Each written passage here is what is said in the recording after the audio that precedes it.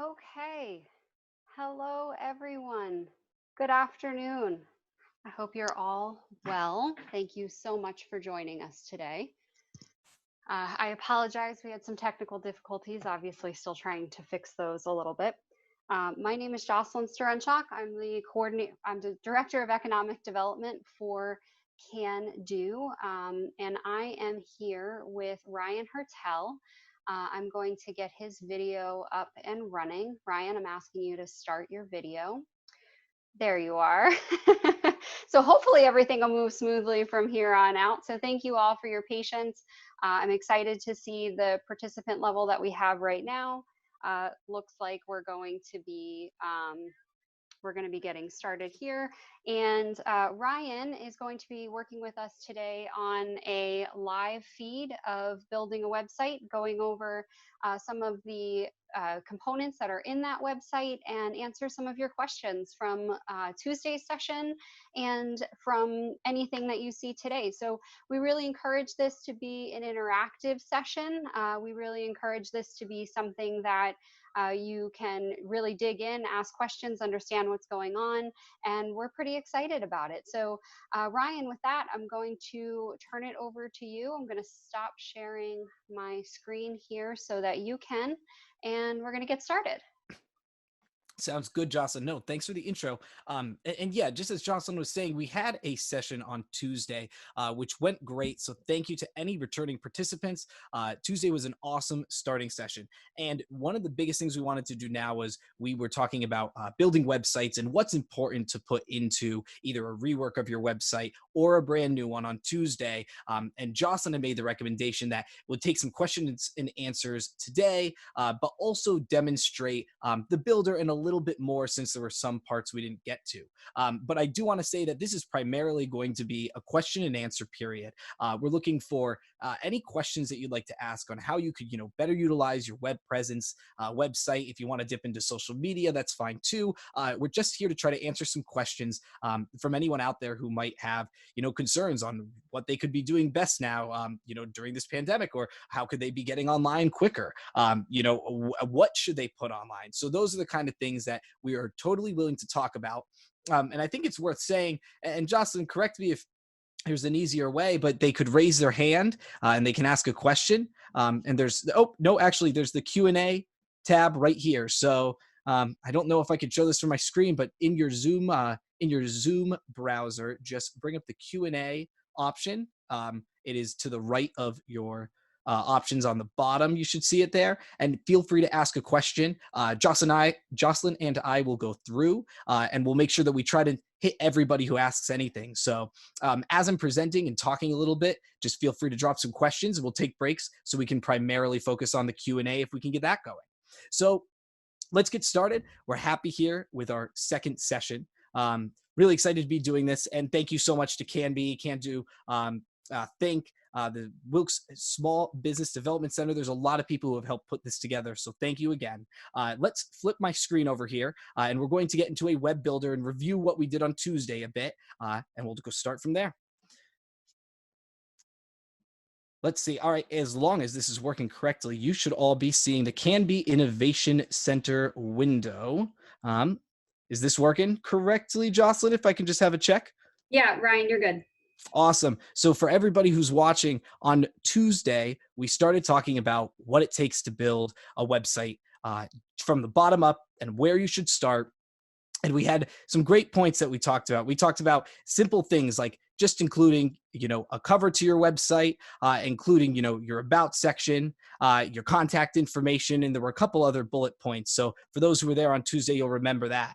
Today, the goal is to show some more of the physical ways that you would be building your website. So we're going to be demonstrating this with this website builder.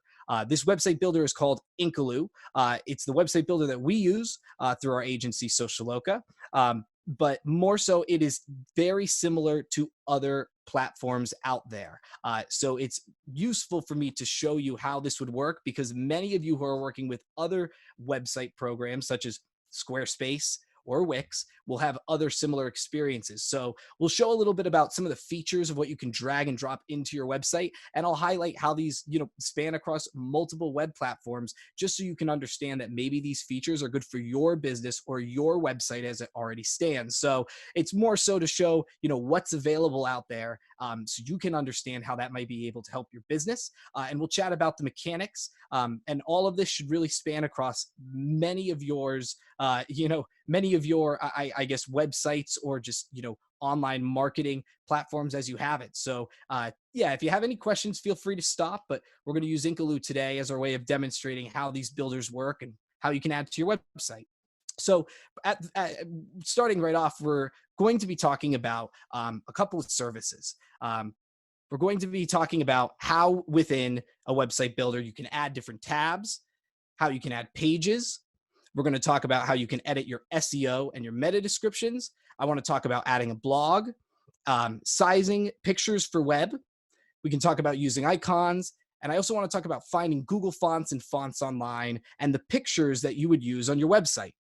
So starting right off with tabs, if we have our website up, it's pretty easy within any website builder that you would be able to go to some type of pages area, and you'll be able to go through your pages and add new ones, delete. So just to show this in effect, specifically for the May Marketing webinar series, I created a separate page, have a separate page on my website, and that allows you to categorize the different areas of your website. So again, very basic, but every website builder would have a pretty built-in and easy way where you'd be able to, keep track of all of your different pages. And this is very helpful when you have a lot of pages for some businesses.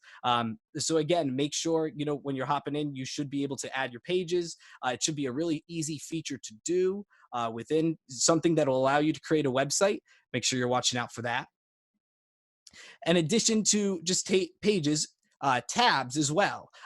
Another feature that you can do with your website builder is if you have lots of categories at the top, like we have right here at socialloka.com. One of the easiest things you can do to make it simpler menu-wise for your visitors is to add tabs. You'll be able to find some type of menu feature where you can go in and you'll be able to have tabs underneath other pages. So as you can see, underneath our member portal, we have a login and a create account. And these were indented here to be tabs underneath the member portal. So I'm going to demonstrate this live just so it makes a little bit more sense. But this is the idea of having tabs on your menu. You can always put tabs to have different parts to your website and to clean up your heading bar just a little bit. So a good example of this here would be for some of businesses right now, they're adding an online shop. And it would be great to add a tab on your website with, that links to a separate web page where you can have that shop feature. And it would be better to have its own dedicated page for that feature as opposed to putting it, at the bottom of the website somewhere. So again, simple things, but yeah, make sure that you're able to get into your builder and think about, adding more pages to share more info. You can always tab those so that it keeps the website clean. And again, these will all be features that you can do within a web builder. Another thing that is important to look out for as you're building a website would be editing your content and your metadata for search engine optimization. So to put that a little bit more simply and not sound too technical, it's important that you make sure that when someone Google searches your page or website, you have information pop up about your website that is related to that page. So what I mean by that is, let's just take the homepage of Social Loka here. So from our homepage, when people find this online in Google, they're going to see the title, they're going to see a description. And this is all something that you can edit yourself most of the time right through a feature as you're building your website. Again, this is a platform we're using called Inkaloo, but there are many others. When you're adding pages, you can usually go into the settings section. And from your settings, you should be able to edit your SEO info. And what that stands for is search engine optimization. And that allows you to choose the keywords and the content that will be shared along with your web page online when people are searching for it or find it. So to put this into action, let's do it this way. We have right here, Social Loka Online Marketing Agency, Explore the Rainforest. Cool. And I want that page title to come up every time this is Googled. What editing your SEO info should do is allow Google to pull the correct information. So let's do this. Let's just do a live test right now. And I'm pretty certain this will work, but let's put it to the test and make sure. Now, when we Google search Socioloka, we wanted to come up with that exact info.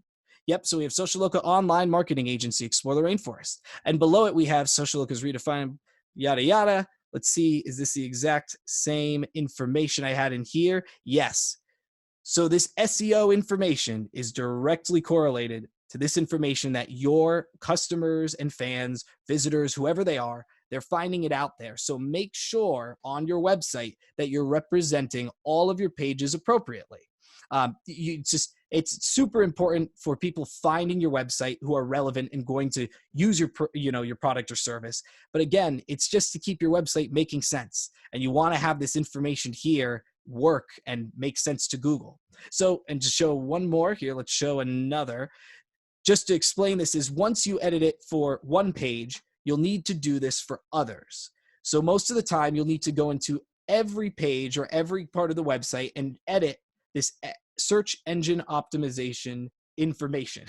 So again, this is a separate page info that I pressed, and this has a different title, and it says create an account, Socioloka Marketing Agency. And then it has a different meta description right here, different site image, everything. So you can go through and edit these pages for your own website, and that will add more keywords and more content to help your customers find you and people who need your product or service to find you and it to actually be relevant. So again, make sure you go through, check it through any way that you can do your site.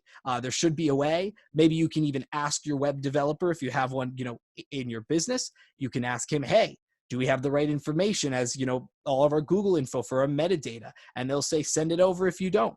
So again, it's an easy fix to go in and do this or have someone do it for you. And this is going to help to really separate your site and make it more valuable online. Again, just for the May Marketing webinar series, it's an entirely different page, different share image, which could probably be updated now that we have more graphics. But seriously, this is how you can just go in very easily to optimize your pages. It allows you to do some of the SEO work yourself. And it's great because it allows, the business owners or someone right in the business to do this very quickly. It's much easier than it used to be. I'm going to double check for questions real quick. Just want to make sure. Ryan, I'm monitoring here and on Facebook. It doesn't look like we have anything, but just so you know, I am on the Facebook page too. Gotcha. I appreciate it. Nope, that's great. Actually a good segue. Those of you that are on Facebook Live and watching us, we're streaming this simultaneously through Zoom and through Facebook Live. So any questions that you on Facebook have, you can type it right into the comment section and we'll respond to them live on the webinar. Those of you that are tuning in on Zoom, same thing. You can ask in the Q&A or you can ask in the chat and we'll respond to them there. Yep. And here it is. I'm bringing it up right here for people to see if they're watching live. We are live right now from the Canby Innovation Center. I will drop this in the chat just in case anybody wants to share this. And we'll continue on. Ryan. Yes, Jocelyn. Not to completely go off script here, but I think it might be valuable for the people on the call to maybe talk a little bit about Inkaloo. And if you have this on your schedule, I apologize, but about Inkaloo and exactly what a web builder is and why they would use it, and how you even get to that, because I think some people might be a little concerned that they have to hire somebody to build this for them. And I think I know the point of this webinar series was to show them there are services out there, Inkaloo being one of them, that you could just go on yourself and you could build it. The drag and drop platforms are really easy to utilize. Love it. No, I think that's a great point. And I'll bring this up in a really unbiased and fair way. I think that's important let's talk about why a web builder would be important to anyone who's watching. As everybody who's watching already knows, you're probably here assuming that you feel that an online presence or having a site is somewhat important to your business. What's happened over the, I guess recent decade, we should say, is, website building has gotten easier, as has everything with technology. When we're talking the website track, what started to happen is there are companies out there that are website builder platforms. And a website builder is a way that anybody, even without coding experience, can create a website. Now, I'm sure that a lot of you are familiar with this idea, but just looking over it a little bit more in depthly, there are lots of options out there. And the option we're using today is called Inkaloo. I'll bring this up real quick. So what any website builder should primarily offer is just an easy to use platform for drag and drop website building that allows someone who isn't a typical website developer to get a website up from the ground all by themselves. And that's the main focus and goal.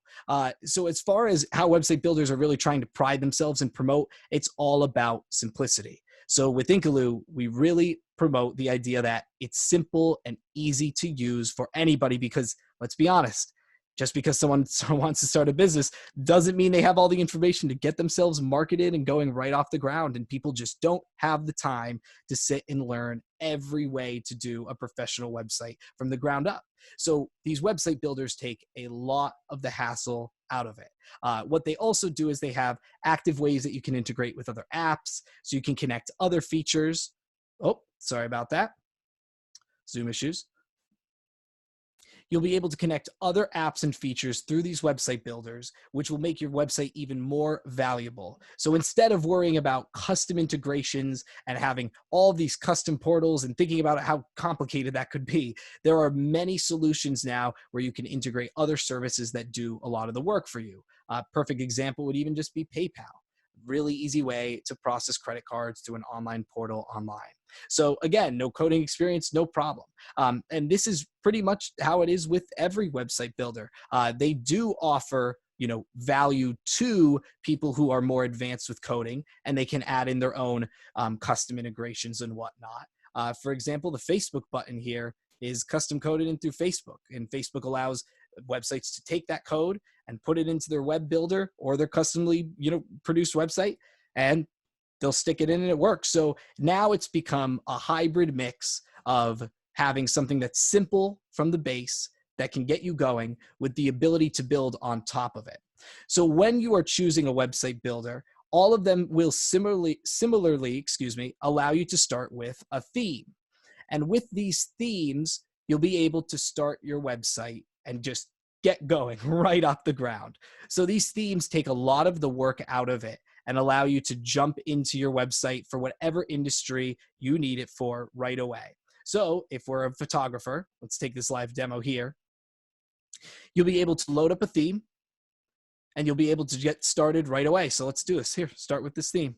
And I'll walk you through the quick process here. We'll just do a quick account creation. Let's do team. It's plug it in. Oops, put that in the wrong field. So once we create this account, it'll get us right into the builder. And I'll show you how this works. One second.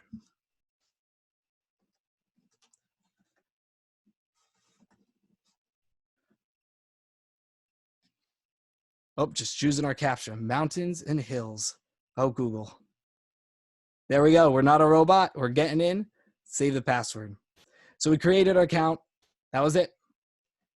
Once you do and you create your account, which all of these should be free, you'll be able to try any website builder, usually on a free trial to see how it goes. You can get in, and we're going to do our test account. And once you're here, you'll have different options where you can choose your brand colors, a brand logo, whatever's easiest. And you'll also be able to edit these later on as well. So for now, let's skip this set. And we're in the builder. So this is a completely different site than I was showing before, but it works with the same building technology that I was showing during this demo. Again, this is personalized for a photographer. So if you were already in the photo industry or primarily had a lot of portfolio work to show off, it would be easier for you to start with this template. It just takes a lot of the work out of it. As far as editing text and everything within the builder, it's usually very click friendly. The idea is that if you see something, you should be able to click on it or edit the settings to change it out and make it all make sense. So showing this live, if we want to change this to something other than awesome photography, you just click, boom, and change it like that. Now, there's a lot more that you can do with this. You'll be able to go in. You want to be able to change your fonts around. You want to be able to change the sizing of what you're doing. I mean, you want to have that customization. And all of these features are something that you'll have control over if you're using your own website builder and doing this yourself. So updates will all be quicker. Making changes, experimenting around, dragging and putting in images. It's just going to simplify the process of things that weren't so simple if you had to code this, from the ground up. I think we have a question I'm going to stop for real quick. Is this the Inkulu? Yes, Kathy. Thanks for asking. This is, and here I'll let you know what the web address for that is. It's this right here. It's at inkulu.com. This is that same builder that we're using now. And again, it works similarly to others. So we're just using this for the example today. Just drop that in the chat to you. Thanks for asking. So yeah, once you've got your site set up and it's, at least it's theme site up for you, that's when you would go in and you can start to edit the content. Again, a lot of you have probably seen this if you've worked with other builders. You can go in and just change your heading to whatever you want. Edit the text. A contact tab is also something that's really important. You want to make sure you have that at the bottom. With this particular builder, you're able to add in different blocks of information. And if you need something, it's pre-categorized in Inkulu to choose the block that you need. So right now we need a way for these people to contact us about our photography business. So we're going to choose a contact tab from down here. And we have all these different options to choose from. So for now, let's just start with this. We'll click this one. Boom. It drags us in. We live in Manhattan, and they can contact us here. All of this information now would obviously need to be changed for our business. But what the builder's done is it's taken a lot of the hassle out by putting in the info in a much easier way. And then we just need to then go in and manipulate it and change the location. We're going to be in Wilkes-Barre, and let's see if it works. Boom. So these tools and all these services should just make it easier for you building your website with a builder, allowing you to go in, add these forms. You'll be able to edit the settings from within the forms, send notifications to yourself. But this is how these website builders make things easier for small businesses and entrepreneurs who are getting started. Before I move on, Jocelyn, if I could ask, are there any other main points that you think would be worth me highlighting, showing how these builders work and some of the main features that we were just chatting about? Sure. So, and this is just from my experience in building some websites with these web builders. Let me turn my video back on. What I always loved about it was, yes, it gives you a template, but then it also gives you the opportunity to customize the template a little bit. So, so it threw that picture of the camera lens in behind the header. Well, I don't know if it's actually called a header, but we're going to. Yeah, no, that's it. Yep. You're right. So, you can go in typically, and I haven't used Inkulu as a product itself, but you could typically go in, not only edit the text and the content, but you can go in and edit the photos as well. What I also like about using it is, and I think that's what I see on the top of the screen with the Inkulu product is you can go in and adjust the size of your panes. You could make it a 3-column, 4-column, 1-column parallax. You could take this already coded item and really, really customize it to the look that you want it to be. You could make exactly more space, less space, etc.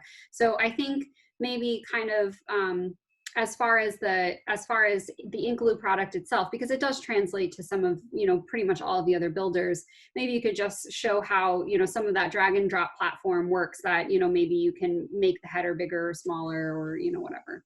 Yeah, I think, and I love that idea. And also this ties me into something I wanted to show too, because one of the biggest things is when people are building their sites, they say, well, where am I going to get my pictures?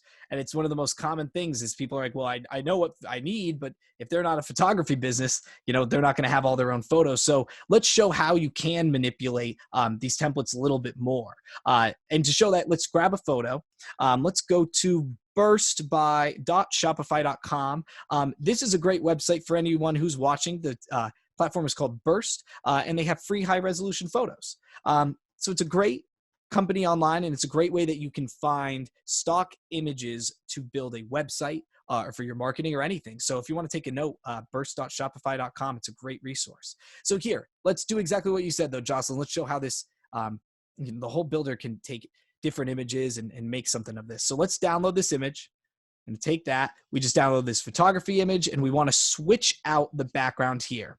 So again, it's all made to be as easy as can be. But what you would want to do to really change up these templates so that you aren't using the same exact site is to go in and switch out the pictures.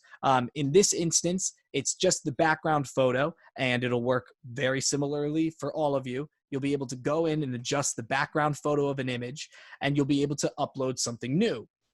So the easiest way to do so is you'll have a media library or a file manager that you can access your photos from. And what you want to do is take those new photos that you want to upload, put them into your media manager or a file manager. Some of you are probably thinking of those names, and you're going to be able to put it in. Let's select this, and it'll switch the background. So in this case, we kind of messed up. We put a lighter background in than the font was right here. So there's two ways we can do this now. And just because it's not legible anymore, we can't read it. We can even darken the background, or we can darken our text. So those two options would fix this. In this case, I'm going to show how easy it is to fix this problem with just adding an overlay. So particularly in Inkulu, I know you can add this overlay in, and I'm sure there's other options for others. But as you can see, adding in that overlay just made it much easier to read, and it's easier for customers now, to see the text and to read what we had to say about our wonderful photography. So again, all those little changes or all those little mishaps that pop up, usually all very fixable. These builders are meant to, make it so much easier for you guys to go in and do that. Jocelyn had also brought up the columns and spacing it out. That's a great thing to mention too, is you might be sitting here going, oh, cool, Ryan, but I want to have, many more photos. I don't want to just have this one photo here. Well, and in that case, what we would want to do is we would want to adjust the way that the page is laid out. So in this case right now, we have these 3 columns. And this, again, you'll see through other, website platforms too, you'll be able to split into columns. So for Inkulu, you can either do 1, you do 2, 3, 4, 5, and it just goes on, and now it's not looking so great. So we'll go back to 1. But again, if we wanted to add in more, we can easily adjust this, and then we can start to move things around, put it in different places. And this would be how you could, rearrange your content on the page. This would obviously have to be a little bit more fine-tuned and upkept, but this is the flexibility of working with a website builder so that you can go through and make those changes. Another thing too, which is great, is if you mess up here, you would simply press discard. Everything that you're seeing as you're doing it is happening live too if the website's launched, if you save the changes. So here, let's show a great example of that is, let's say you delete this. Here, one second. Let's bring up the website as a comparison, actually, because the main website right now, as you can see, we have this photo. So this photo's up here, and what we can do is if we go in here and we accidentally delete, let's say we delete out this whole section, whatever, and we don't want to do that. We want to keep our website the same way. These web builders are going to have you either save the changes or you're going to discard. And yeah, simply you would just discard the changes. There's other features I know where you can go back and pull certain information or certain tabs or pages you might have recently deleted from your trash. In Inkulu, I know you can click on the block. And what you can do is you can actually copy the block and save it. So you can duplicate it, save it for the future. So there, now we've got the 2. So make sure that you're browsing that. You can, save what you've worked on, delete what you've worked on. You have total flexibility over, repositioning things and adding and removing to your website. Just to follow up with any last things about that, a lot of this click and drag and drop, again, if there's anything in particular someone wants to see, please feel free to drop it in the comments. If there's something you have questions about, I can definitely answer it. But yeah, for the most part, it's all going to be click, drag, drop. You'll have all of your settings. And then as far as bringing in pictures and new elements, these builders make it very easy to do so. In Inkulu, we have the widget section where you can add in more. Makes it super simple to find what you need by the category, and then you would just drag it in and adjust. Images, whatever it needs to be. So lots of different features. Again, if there's anything in particular, I don't want to drown on too much about the different features, here, but if there's something you want to see how it works, feel free to drop a message. Ryan, why is it important to go with a free high resolution site, or maybe even a site that you can pay a membership to purchase images from? Why should they be doing that, or creating their own content, their own pictures, instead of just Googling coffee beans and taking a picture of coffee beans off of the internet and putting it on their website? Gotcha. Thank you. That's a great question. And it's funny because it's something that so many people would say, well, I don't know, they really say, why can't I do that? And, the idea is, well, they're never going to catch me, or they're never going to find this online. But there are more ways now for companies to do so. And really the rule should be is that you should not go and take other information or images that aren't yours and represent them on your website without permission. So one of the best parts about this site that I showed, which is Burst, and why I love to use it, is that it is free photography as long as you credit the photographer. So I know that when you download the high resolution, you click download free photo, it says, oh, it cut off there, but it does say thanks by giving Matthew Henry credit. So you couldn't see it there, but when we do this the right way, it does credit the photographer, and you're supposed to put that in some type of accreditation to them. Now, for a lot of you, you're probably thinking, well, I don't want to credit all these photographers, and you don't need to. There's other sources you can use to have the rights to use the images that you want. Adobe Stock is a super popular one, and the benefit is that it's high quality, high resolution image files, or whatever the file is off of Adobe, and you're going to have the rights to actually use and distribute that, or just have it on your site or in your print media or on your social media. So if you're not already, it might be worth looking into using legitimate, royalty-free images, or just paying the fees to have, to license images. And it's not expensive. $1 is going to save you a lot more than a stolen file is going to get you in a lawsuit. We just had somebody in the chat saying, yes, they catch you, don't. Yep. It's very true, Kathy. Yeah. I've had a lot of situations I've seen where people say, oh, I didn't think that was going to be a problem. And they don't think it's a problem until it is, unfortunately. That's the reality of it. And then once it happens, they're afraid. So yes, make sure that you're using legitimate but licensed photography or images, whatever it may be, and just make sure you're protected. It's too easy for people to find that now. And a lot of times I've seen this happen too, where you'll simply get a letter in the mail as a cease and desist order. We noticed you used our image. If you're not going to credit us for it or purchase our image, you have 30 days to remove it from your website, or we'll pursue legal action. Mm-hmm. I can't say whether or not they actually go that step further to pursue legal action. I'm sure if a photographer is that adamant about it, but it is a piece of intellectual property, and that's all we could get into a whole other topic on that. But when you do use artwork that belongs to somebody else without crediting or purchasing, it is technically a version of theft, of intellectual property theft. Thanks for explaining that, Jocelyn. Yeah. That was a good wrap up to that. But yes, no, that's a great question, because when you're throwing something together, it's easy to start pulling what you can find on Google, but it's important to know. Tammy asked a question: are pictures you take on your iPhone high resolution, assuming you want to use real photo? Yeah. So Tammy, that's a great question, because if it was 5 years ago, I would have told you no. Your iPhone 4 was probably not, or wherever they were at that point, it was probably not taking the best quality image, just because a camera is very different than an iPhone. However, and photographers out there might really hate me for saying this, but you can get away with using your iPhone for photography now. If the photos look great enough on your computer, and they're not going to be scaled to a larger size, then yeah, you might as well use that high quality image that your iPhone 11 might have taken, because they are taking great photos now. That's just the reality. The reality is that we have iPhones that can do a lot, and we don't have professional photographers always readily available.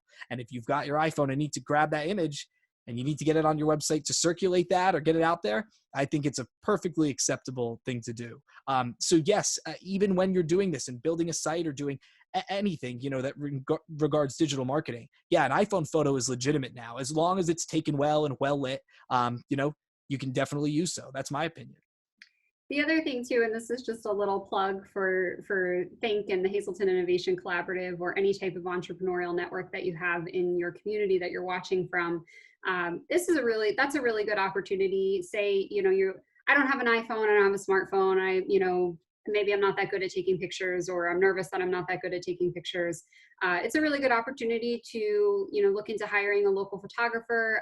Contact, again, we talked about internships last session. It's a good opportunity to reach out to some of the local schools that have students that have art-based programs. I know Luzerne County Community College has a commercial photography program, where this would be a really good opportunity for students to build some type of a portfolio to move into the workforce with. Additionally, also a good opportunity for you to reach out to your local chamber of commerce and find out if there's any local chamber members that are working with startup businesses or businesses that are in existence looking to get themselves online. I think a lot of times we look at photographers and we focus on like the niche that they specialize in, and that's wonderful, because they do usually have one particular area that they focus. But then we often think photographer for events, weddings, portraits, etc. But there is a subcategory of photographers that specialize in food photography, in product photography, in things specific for e-commerce sites and getting your websites up and ready for that. So definitely utilize some of your local resources if you feel like your pictures from your iPhone aren't up to par, or you're not comfortable with the images that you took. There's definitely resources out there, and leverage your local networks. Yeah. And that's a great compromise on that, is if you're comfortable with what you took, you can use it. If it's going to look good and it doesn't shatter the image, then go for it. But there are definitely people out there who are going to say, hey, we need the best photos of our products online, because if that's your primary place to sell them, of course. So there's tons of instances where you will need a professional. But yeah, I wouldn't, definitely don't want to discourage you from, getting started with a simpler means if you can grab some good photos right from your phone. Jocelyn, if there's nothing immediate you wanted to chime in about there, or have me switch tracks to, I did want to talk a little bit about blogging again, and just how everybody could, look into the idea of adding a blog or a news section to their website. Yeah, we don't have any questions in the chat, and I can zip it for a little while. You're fine. No, thank you. I wanted to just highlight, because we talked about this yesterday and people had brought up some questions, regarding how they can drive web traffic, and how important is it to be putting content online, and what kind of content, and how original does it need to be? But we didn't necessarily talk about how the mechanics of that work. So real simply, to go over this, releasing news or releasing press releases or a blog from any website is just going to require a pretty simple feature. You'll just need some type of blog integration in the platform. And pretty much every builder and every site will have something just like this. So in Inklu, we built our Social Loco website, and we made our blog Social Loco News. And we did this because we're making announcements about products or new service ideas. Why storytelling is the future of advertising. So it works as a blog and a news section depending on what we need it to. So a lot of you are probably sitting there thinking, well, we could use ours to do this, or we could announce our real estate listings, or we could announce our new software updates. I mean, there are so many uses to this. It's just sharing news or announcements with the visitors on your website, and then this could also be distributed everywhere, social, marketing, print. So having this blog or this news section is super important, but integrating it is very easy, and that's what I wanted to talk about. Is blogging is meant to be simple. WordPress is a great site that people have been blogging from for years, and it's one of the more popular ones. But now with all these website builders, they've taken on that same structure, and they have blog sections. So just to show you how simple this is, Inklu comes preloaded with a blog page on pretty much every website. No matter what you're using, you're just going to be going in, adding a blog section, and then repurposing it for what you need it to be. We changed our title to news. Maybe someone out there is thinking they're going to change theirs to software updates or product announcements. But just with that blog in general, it's just the idea of being able to go in and easily do it. So to show this in action, now that we're relogged in, you're going to just come to some backend feature, and all a blog is you would add a post, and it's going to be a picture, title, summary, and some info. Now there's a lot more you could, get into with this. You can write some really complicated articles. You can incorporate a lot of keywords in here. You can do whatever you want, but the purpose of this is to get you up and off the ground, being able to quickly and easily launch blogs or news updates or whatever it may be simply. So these builders make it really easy for you to go in. You'll add your tags to the blog, the categories, adjust your post URL, the author, post date. You get all of these options from the back end that you can go in and upload this with, and it'll streamline the process so much, so much more easily, doing it this way. So definitely check into whatever the blog feature is, see what you can do with adding galleries. You can add videos, quotes. You should be able to find these options through your website. And if you haven't built one, we're using the Inkaaloo website builder. So you can check that out and do this too. So that was about blogging. Just wanted to make sure I covered that because there were a couple of things I forgot with that yesterday. Another thing to mention would be sizing your images for web. I think that's a big thing is when you're downloading images, one of the ways that you can optimize those is by shrinking them down before putting them into your library online. And we showed this briefly before, but I'll just show it quickly again. When you have your website, whatever it may be, you'll usually have a file manager or a media section where you can keep all of your images. So here on the Socioloka site, you can see that we have all these different icons, images, portfolio pictures. We have all of these different folders here to separate things. And this, again, is a feature that you should be able to find through other builders through your own platform. Make sure that you're organizing your images. And most importantly, I always talk about sizing them down. Again, this is a little advanced, but if you're going to drag images into your website, one of the most important things is that they're not too big where they're going to really lag down the site. And that's something that a lot of web developers will say is just shrinking down images to make sure things load quick so the user experience is good. Again, this is all stuff where you would resize them, drag them into the website like this, and you should have a file manager or something similar. So just wanted to make sure that I had said something about that because there's so much to go over. Jocelyn, you want to chime in? Yeah, I just wanted to add something. On Tuesday, you talked about the front page of your website and how important that front page is. So for those that are listening and watching, very, very similar to a newspaper where you have, the above the fold is usually the most responsive part of your newspaper. A website also kind of has a theoretical fold where when you log on, you have your main page as what you see right here is when Ryan logs on to Socioloka. That's the landing page for his website. There are statistics out there of how quickly you will lose people if the information they want to see is not right there as soon as they log on. But there's also statistics out there, and I don't want to quote them because I don't know them offhand, about your loading. So if you have a ton of big pictures on your website, as much as you might think they're beautifully arranged and are perfectly placed, if they're slowing down your website and it takes your website 10 seconds to load or 20, 30, maybe even a minute, which God forbid, please don't ever get it there. People actually, they won't even get to your website. They'll click, they'll wait 3 seconds for it to load, and then they'll move on to something else. So it's something you really should take an active look at when you're building that site.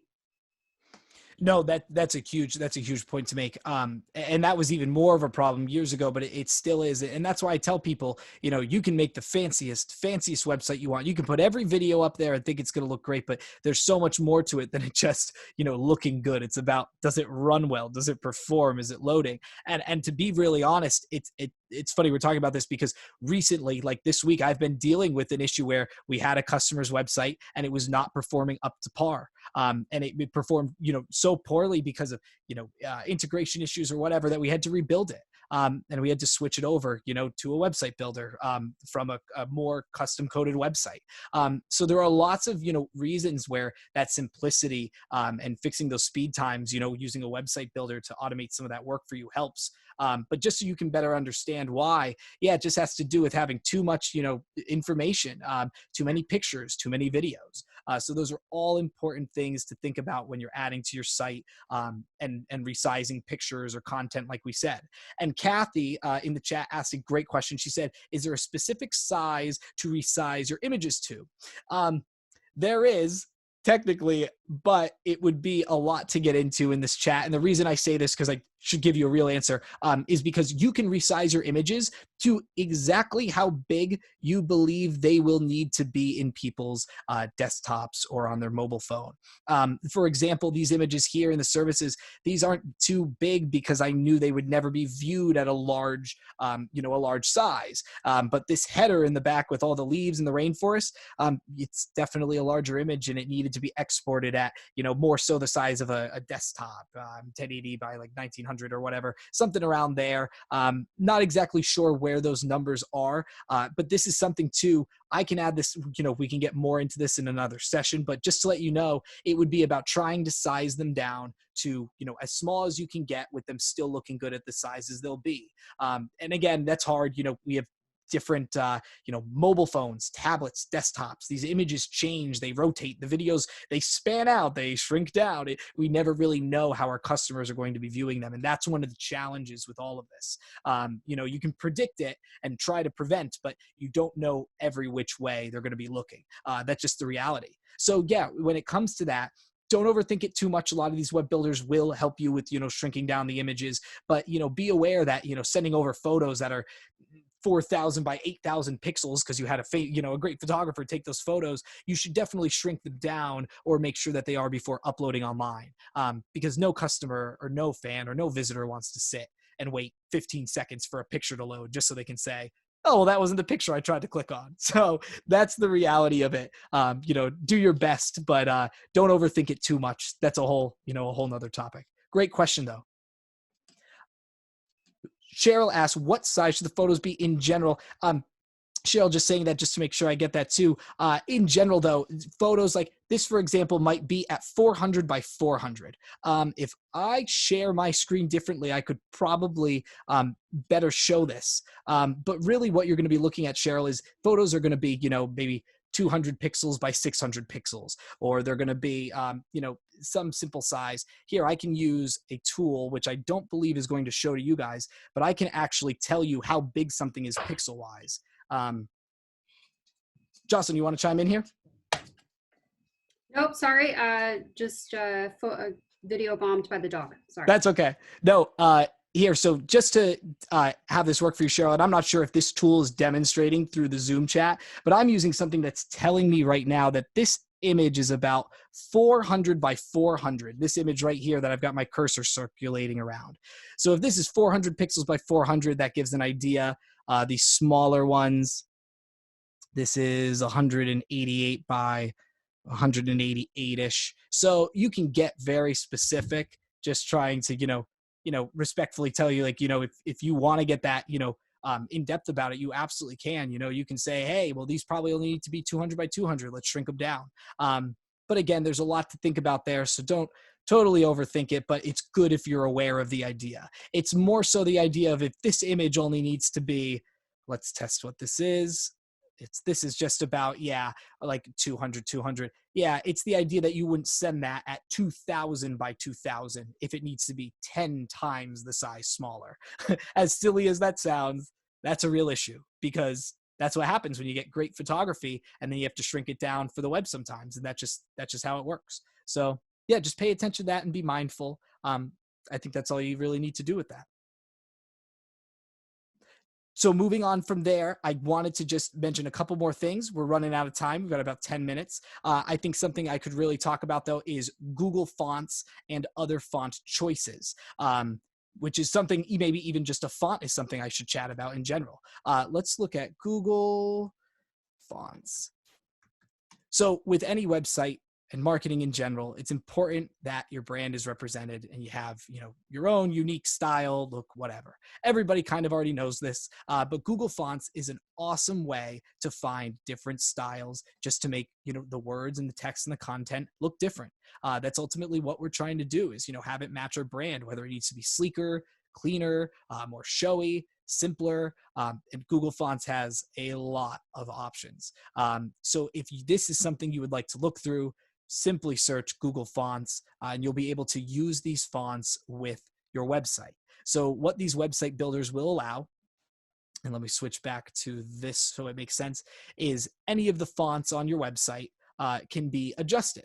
And a lot of these builders are going to give you the option where you can go in and you'll have a couple predetermined fonts that you can work with. So let's check this out. So, it's going to have, your Open Sans, Arial, Courier New, simple, fonts that people are used to. Again, if you don't understand what a font is, don't feel silly. It's just how the text looks, how the words look, giving it a different, style. So you've got all of your, predetermined ones. And with Social Loco, we added in new ones. We added in Lemon Milk and Lemon Milk Light, Lemon Milk Bold, and we used those to add different character to the fonts that we had here, because if we change this to something else, it looks different. And then if we change this to something else, it looks really different. So having different fonts can change the character of your website immensely. And some designers would say that's all you need is just use different fonts and you can, totally decorate a blank site that way. So don't underestimate that and get creative. You're going to have all the opportunity you need to use these Google fonts through your builder. Just to show the application of that, you'll usually be able to go in and add fonts would be the button. So whatever you're doing, make sure you find something, add fonts, usually the queue, and then you'll be able to load in files from online or search. And the reason I wanted to show the Google fonts is, and I hope this is displaying properly through Zoom because it's a pop-out page, you have different fonts that you can choose from that pop up here. If anybody has any issues seeing this, please just say something. But I'm scrolling through a bit and you can see all the different styles, all the different names, and these are all just fonts you can pull from Google. So again, if you don't want to use the same, the same style over and over, if you don't want it to look the same, switch it up, go and do some research, find that, add it into your website, talk to your team and have it edited. I think that this is a really simple way, for websites to stand out just a little bit. Add in your fonts, you've got those and you can apply them to the website. If there's any questions about that, please feel free to let me know. I'm going to open 2 questions now. Sean asks, does the Inklu website builder translate well into mobile? Yeah, Sean, wow, I should have talked more about that. Something that goes so in my mind already. I don't even think about it. Mobile web development is so crucial. And that's, something that has become almost expected of a website in general is just, hey, this should work on my phone. And that's not preposterous. It should work across any network, any platform or any desktop setting, any device that it can. So as far as mobile goes, these builders make building much easier on mobile. With Inklu, the best part is that you can literally just switch the view. So if you're looking at the bottom left of my screen, right down in the very left, you can see that we have a desktop view, a tablet view, and we have a phone view. And from the phone view, when I click this, let's not do those changes. It's going to take us into a different view. Boom. And now we're looking at this from what it would look like on a cell phone. So this is seemingly very different, but all it is your original website from the desktop, and it's just squished down to mobile. Not so much squished, but optimized strategically to fit and make sense and operate. So when we look at this on mobile, it looks like this as opposed to the desktop version. And this is so important for all of you too, is make sure that your customers aren't just having a good experience, from their computer. It needs to be from their cell phones even more than ever. Mobile website views and traffic for the average, customer or client that we work with, it's about 60% plus. It's easily the majority every time. Mobile is just totally dominating where people are spending their time right now. So make sure that the mobile experience is great for them too. And as you can see, Sean, and thanks again, this was a great question to ask. It translates all of the same features and functions you saw from the desktop view, and it just, scales it down to work on mobile. So again, yeah, if anyone has any questions about this, feel free to drop it in, but mobile editing is very similar to what I've showed you. Like I said, you'll just go in and click this. Let's adjust the font. Boom. Changed for the mobile view. So you can separate things, add different features that are mobile only. We can do this all within Inklu, and I'm sure it's available with others too, but it's very easy to just go in, drag and drop from the mobile view. You have your tablet as well. Some of you might have better reasons to have your tablet, your tablet styling look good. It's different for every business, but this will do the same thing. Scrolling up here just to show this, but yep, just scales it down. It's just strategically brings it all in. So Sean, I really hope that answers your question a little bit. I know there's more we could go into with mobile optimization and whatnot, but as far as just showing how it's possible, it's good that this is an option available for people as they're building their sites. And it's super important because that's probably what the majority of their customers are looking at. Tammy, our logo has one letter tipped. Is that possible to do in print? Our logo has one tipped. Is that Tammy, if you could just elaborate on that just so I better understand. I think you were talking I know you asked that before and I was talking about something. Let me know exactly what you mean by the one letter tipped and if it's possible to do that in print. I think you're talking about sizing, so let me know. And I'll make sure we come back to that. Cheryl, does it automatically do the optimization? Cheryl, the optimization through a lot of website builders will be optimized if it can be. That's an awesome question because this is where, it really comes down to are you going to go in and do all that work and set it up, or are they going to be able to pull the info too? So let me answer this live. I'll just explain this. I was chatting with people the other day and we were talking about optimizing websites, and what Google does is Google goes in and it looks at what's on your website and it pulls that if you aren't giving them anything else. So that's the biggest thing is Google's going to look at this and they're going to see, welcome to Social Local Online Marketing Agency.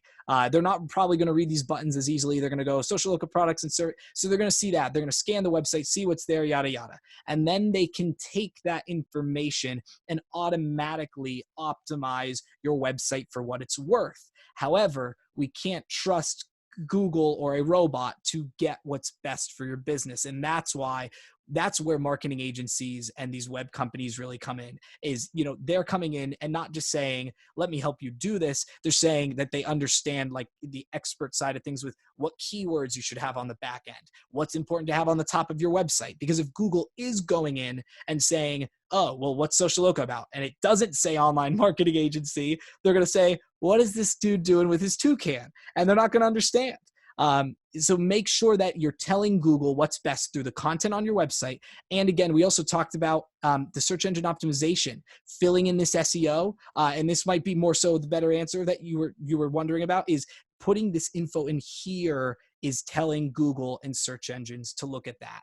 So this is you setting up the optimization for yourself. That's you putting in the keywords and info that you want to be most prevalent to that page. But again, I did a lot of research in particular on this yesterday. And as far as where 2020 SEO stats seem to be at, it's that Google is reading everything. They're looking at your videos, they're looking at your photos, they're looking at the tags on it, everything. I literally everything. And they're penalizing people who aren't making everything, tagged properly. And there's a lot to it. So again, I don't want to open a whole can of worms, but with the optimization, Google's going to do what it can, but make sure you're going in there and doing some too. That's so important just to make sure that you're staying ahead in the game. Tammy, back to your question, just so I can answer this. Central House, the O is tipped, the rest on an H. Oh, so yeah, Tammy, that wouldn't be a problem at all.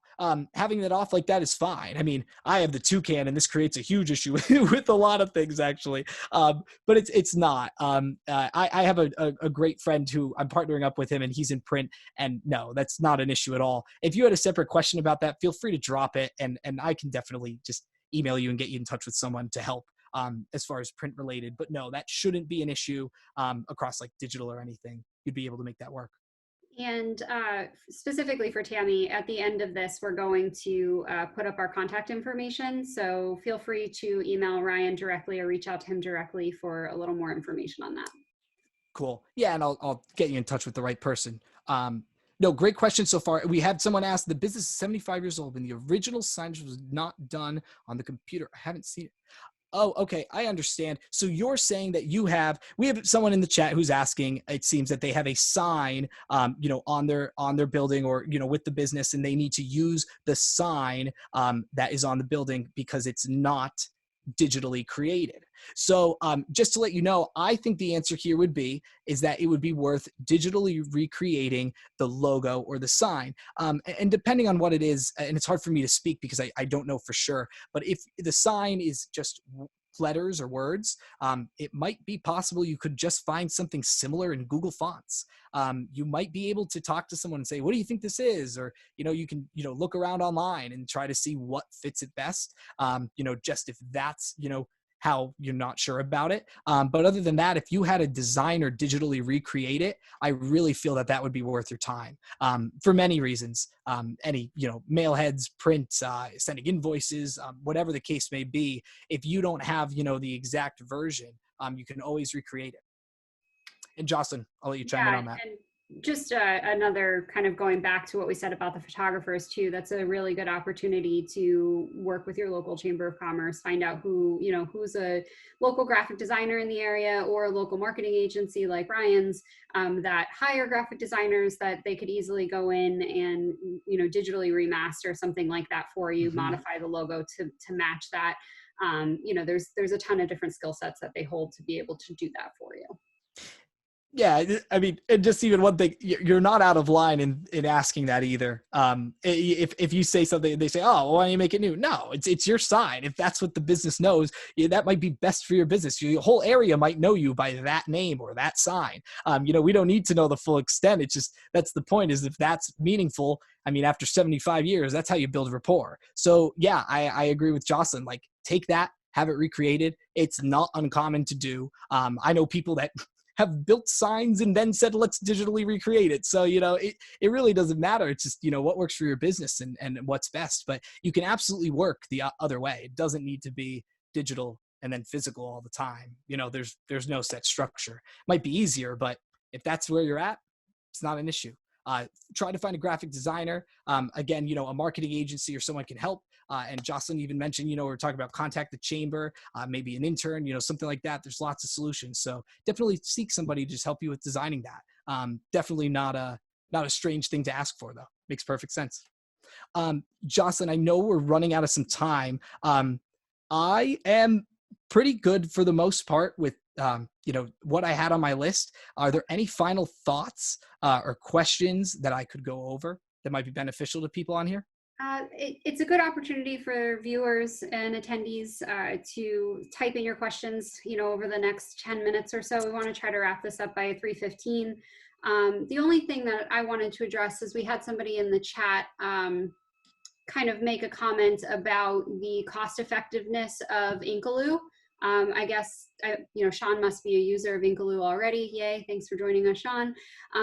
But maybe it would be worth going into, again, not necessarily to plug the product or, to even say, this is what it costs, but I have an idea. Down. Yeah, no, I think that's important. Let's talk about the overall cost in general of a website. Like, we really should. And we'll compare it with, I'm going to compare it with a couple. Because really they're all competitive. And let's be fair, with Inkaloo in general, I mean, let's just look at the pricing. And this is our pricing, monthly, yearly, and then you have all these features. And the reason I want to show this is it's almost less about the price sometimes and more about what are they getting for the price. And that's where it gets so confusing. Because in the past, you'd have to set up a server. You're going to have to set up this. You're going to have to set up that. You got to buy this. You got to have the website built. You got to have a designer send over the images. There was a lot to it. And, many projects still happen that way if they need to because they're that in depth. But having these builders definitely simplifies the idea of getting it going. And how they do this is they have these monthly fees where it's just, a monthly fee that you would basically just pay for what's included. And that might be up to 10 website pages, 5 gigabytes of storage, bandwidth, you get a funnel, 2 website admins. So every different plan will have a different, what's the best word? Just a different subset of what's available. And you'll be able to scale with your plan to get more out of your website. So as you can see on the Nautilus plan, you're only getting so much offered and so much bandwidth, and you're not even able to sell products. But if you were selling products on the Kraken plan, it's a different ballgame. You're doing unlimited and you have no transaction fees. So again, when it comes to these websites and the pricing, the way that I like to look at it, and I tell this to our customers all the time, is start where you are.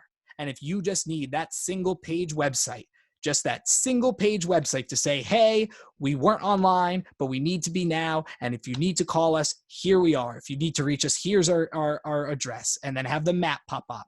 It's such a great way to get a landing page up there, and have people, be able to access you digitally.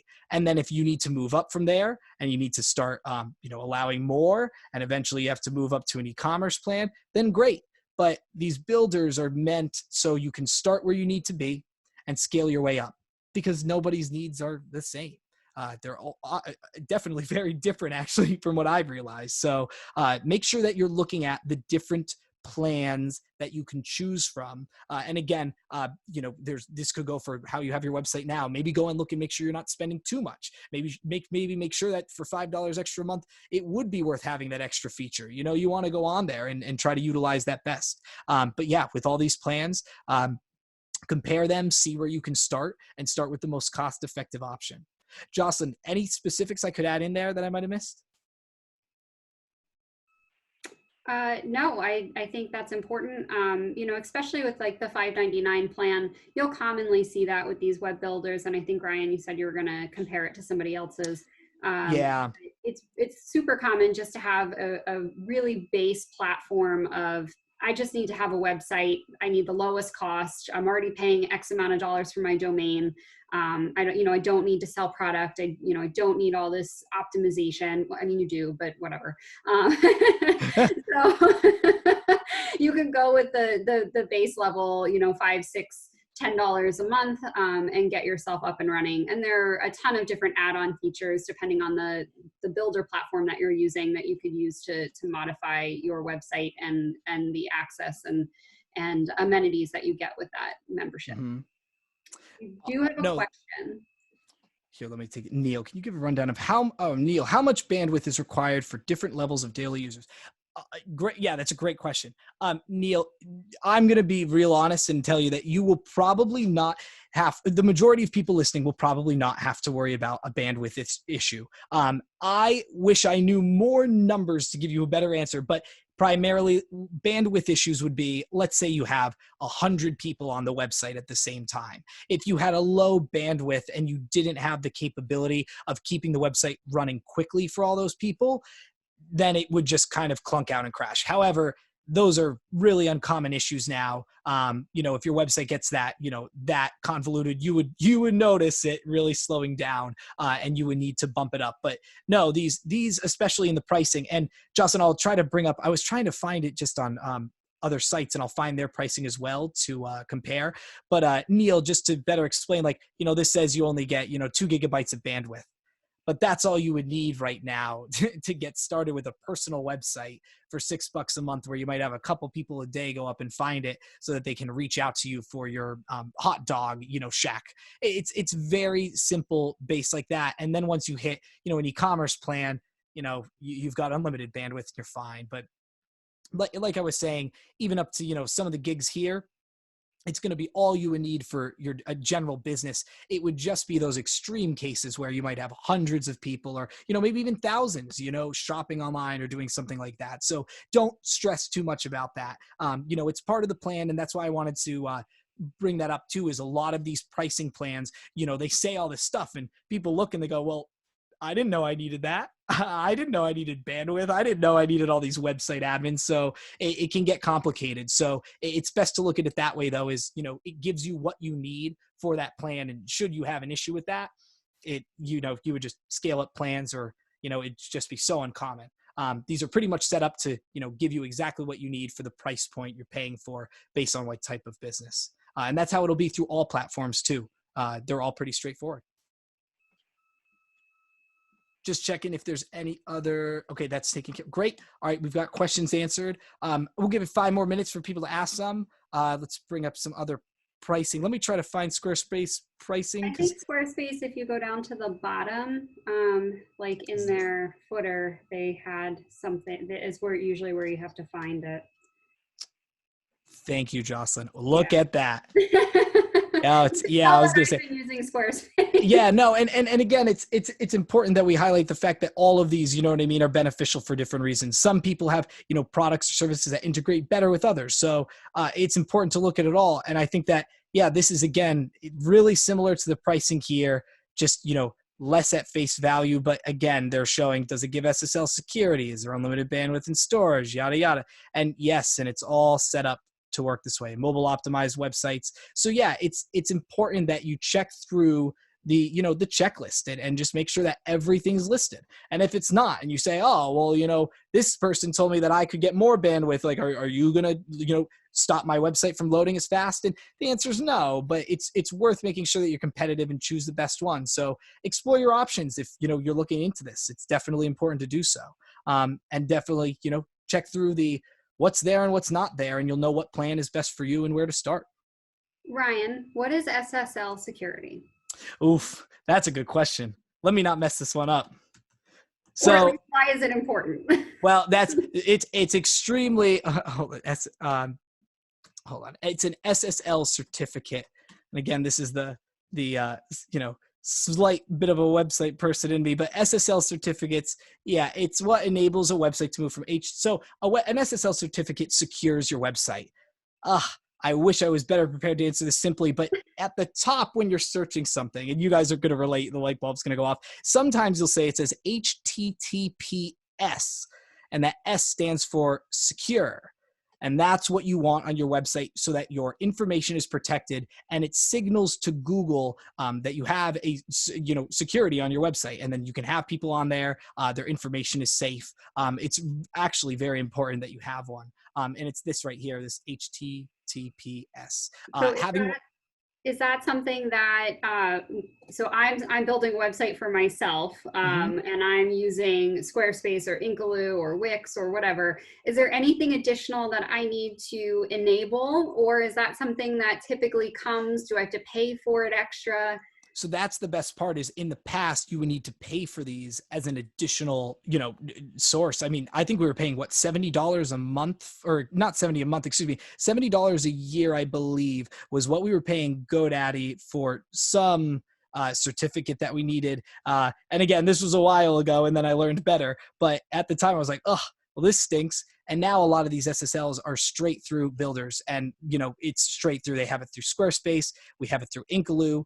You should honestly make sure, that you're saving money like that, because this is important to have on your website. And if that integration isn't there, if they don't give you, here, let's find this real quick, that SSL certificate to secure your data, that's dangerous, especially if you're processing transactions. So whenever there's transaction processing, it's super important that you have an SSL certificate.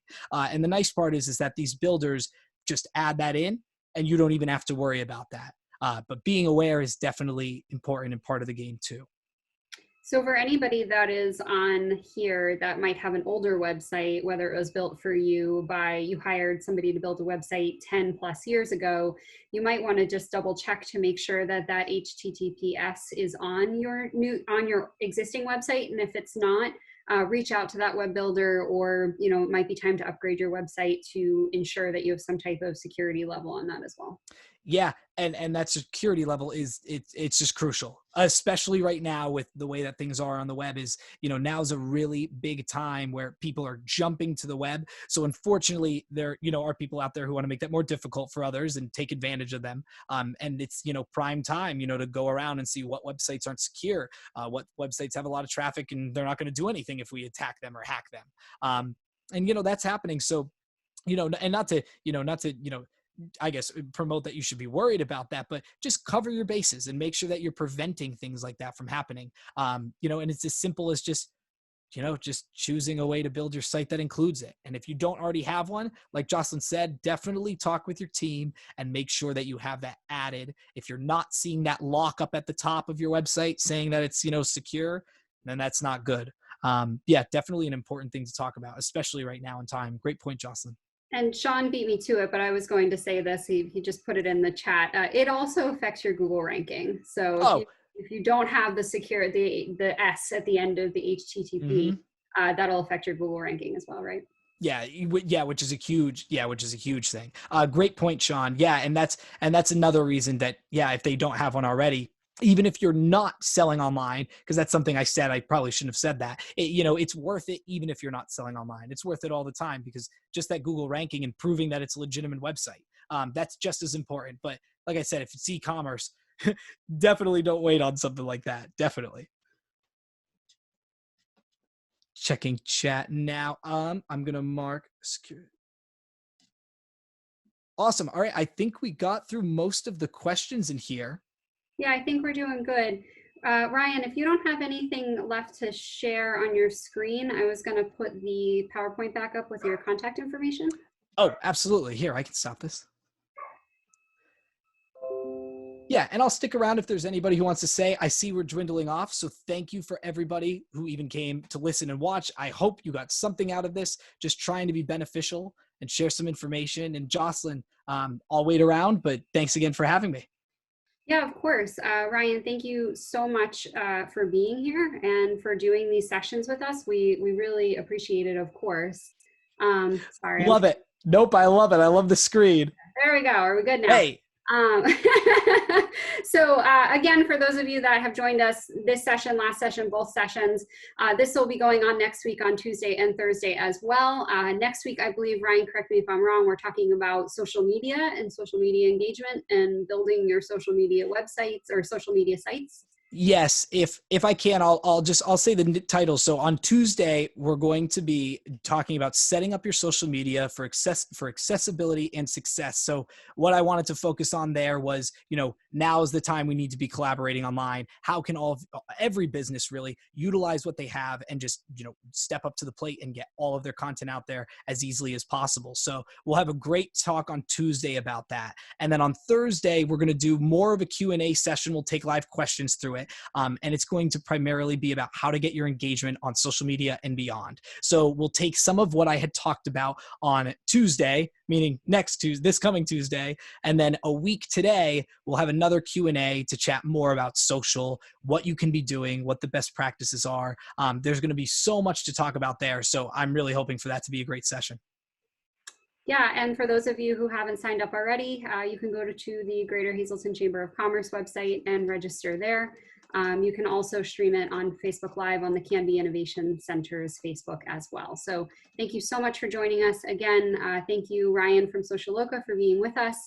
Thank you to the Wilkes Small Business Development Center, the SBDC as we call it, and Dorothy Lane and her team for working with us to put this together, and the partners of Think as well. So thank you to those Hazleton partners that have band together to put together this web series. Thanks, everyone. If you need anything, feel free to reach out, and we'll see you on Tuesday. See you Tuesday. Thanks.